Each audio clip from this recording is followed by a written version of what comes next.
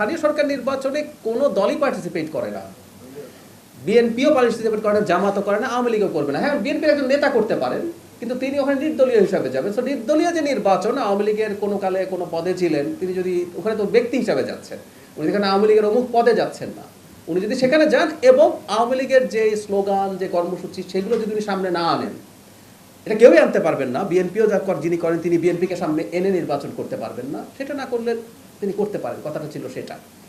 আমি আবারও একটু বলি, একটা লিস্ট আছে, উপজেলা নির্বাচন কে করতে পারবেন, ইউনিয়ন পরিষদ নির্বাচন কে করতে পারবেন, একটা লিস্ট আছে। দেখবেন উপজেলার আইন যেটা আছে ওর মধ্যে লেখা আছে। এগুলো যার যার সমস্যা নেই তিনি নির্বাচন করতে পারবেন, তাহলে হয়ে গেল। যদি একটা দলীয় কথার কথা, যে আগে কি ছিল, চেয়ারম্যান ছিল, চাইলে দলীয় নির্বাচন করা যাবে, সেই ক্ষেত্রে দলীয় নির্বাচন হতো মার্কা দিয়ে, এখন সেটা পাল্টে ফেলা হয়েছে। সেখানেও তো কেউ চাইলে আবার স্বতন্ত্র নির্বাচন করতে পারে, দলীয় নির্বাচন যে করতে হবেই তা না। আমি জাস্ট এটুকুই বলেছিলাম, মানে স্থানীয় সরকার নির্বাচন যেহেতু নির্দলীয় নির্বাচন, সেখানে আসলে এটা কোনো ইস্যু না।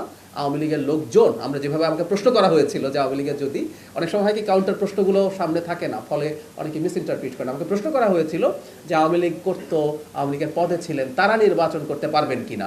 ওই যে একই, তিনি যদি অপরাধী হন, তার বিরুদ্ধে মামলা থাকে, তিনি বিচারের মুখোমুখি হবেন, কিন্তু বিচারের মুখোমুখি হলেই যে নির্বাচন করা যাবে না তা না। ওই যে ক্রাইটেরিয়া আছে, তাকে কিভাবে শাস্তি পেতে হবে, কি হলে না হলে হবে, আবারও বলছি, ওটা ফুলফিল করলেই যে কেউ নির্বাচন করতে পারে।